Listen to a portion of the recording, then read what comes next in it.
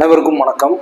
இந்த வீடியோவில் நம்ம பார்க்க போகிற டாபிக் என்ன பார்த்தீங்கன்னா, டைப்ஸ் ஆஃப் சென்டென்ஸில் டிரான்ஸ்ஃபார்ம் அப்படிங்கிற டாபிக் பார்க்க போகிறோம். அதாவது ஏற்கனவே பார்ட் 1ல் நம்ம சென்டென்ஸில் எத்தனை டைப்ஸ் இருக்குது, அதை எப்படியெல்லாம் ஐடென்டிஃபை பண்ணுறது அப்படிங்கிறத பார்ட் 1ல் தெளிவாக பார்த்தோம்.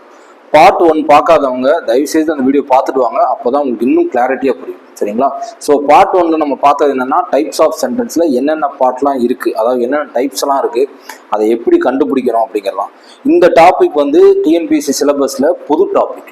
அதனால் இதில் எப்படி கொஸ்டின் கேட்பாங்க அப்படின்னா, 2 விதமாக தான் கேட்கவே முடியும். ஃபஸ்ட்டு ஒன்று பார்த்தீங்க அப்படின்னா, ஒரு சென்டென்ஸ் கொடுத்து இது என்ன டைப்புன்னு கேட்கலாம், இல்லை வேற ஒரு டைப்பில் கொடுத்து இன்னொரு டைப்புக்கு மாற்றுங்கன்னு கேட்கலாம்.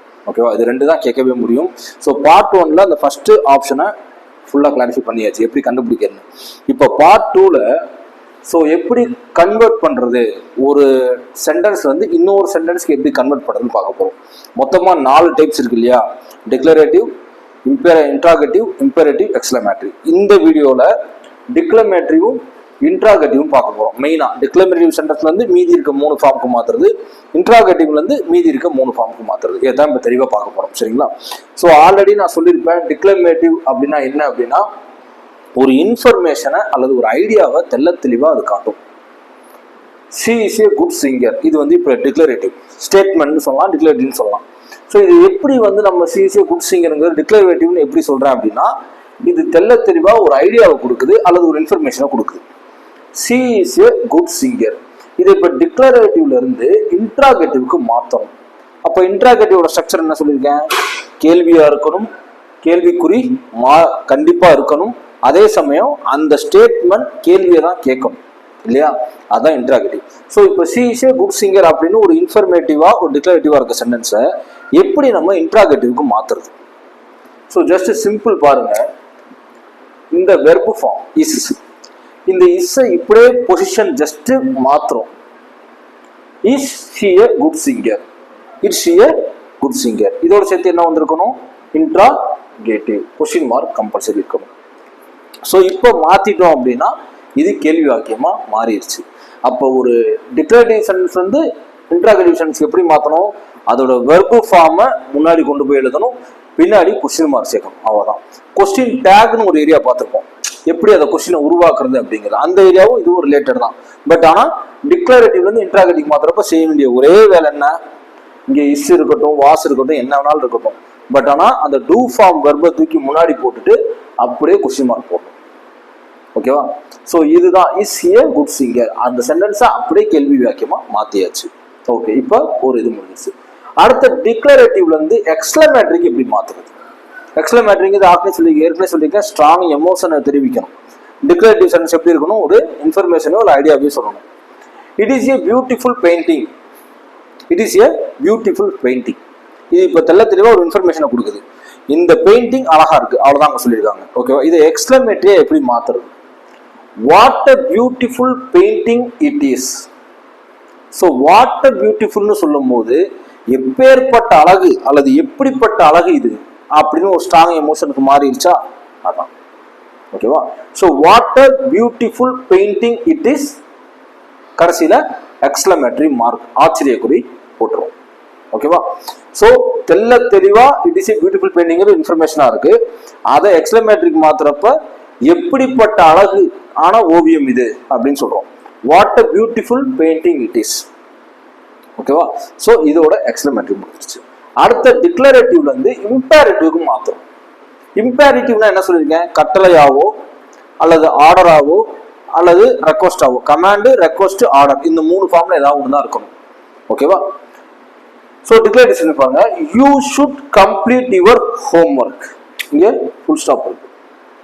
You should complete your homework. ஆனால் யூ ஷுட் கம்ப்ளீட் யுவர் ஹோம்ஒர்க்கே கட்டளை வாக்கியம் மாதிரி தானே இருக்கு அப்படின்னு உங்களுக்கு தோணும். ஆனால் கிடையாது. You should complete your homework அப்படிங்கிறது என்னன்னா, நீங்க ஹோம்ஒர்க்கை முடிக்கணும். இதை இப்போ இம்பேரேட்டிவ் மாற்றும் போது கம்ப்ளீட் யுவர் ஹோம்ஒர்க், இது எப்படி தெரியுமா தமிழ்ல வரும்? ஹோம்ஒர்க்கை முடி.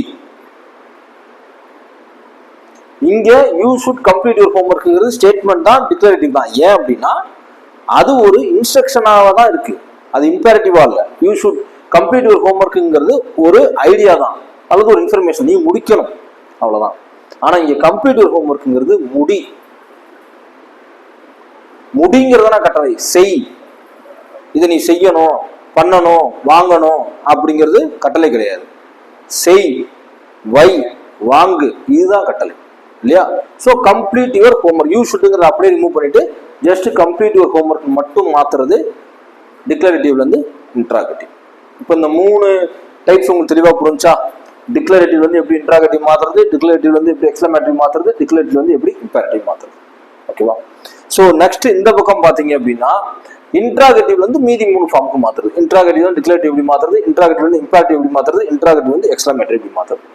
அப்போ இன்ட்ராகேட்டிவ் ஃபார்மேஷன் எப்படி இருக்கும்னு ஏற்கனவே சொல்லியிருக்கேன். அது கண்டிப்பா ஒரு கொஸ்டினா தான் இருக்கும், அதே சமயம் கொஸ்டின் மார்க் பின்னாடி இருக்கும். ஓகேவா? ஸோ இதை எப்படி இன்ட்ராகேட்டிவ் வந்து டிக்ளரேட்டிவ்க்கு மாத்துறோம்? Are they coming to the party, அவங்க பார்ட்டிக்கு வந்துட்டு இருக்காங்களா? They are coming to the party, அவங்க வந்துட்டு இருக்காங்க, இது ஆன்சர். ஸோ அங்க என்ன பண்ணோம், அதே ஃபார்மேட் தான் இங்கேயும் பண்ண போறோம்.